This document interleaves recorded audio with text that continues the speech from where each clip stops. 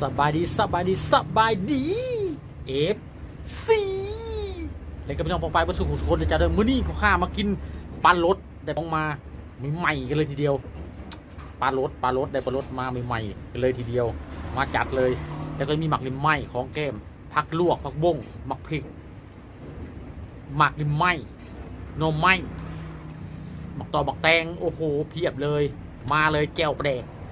จำกับข้าวเหนียวแซ่บๆผมเลยมา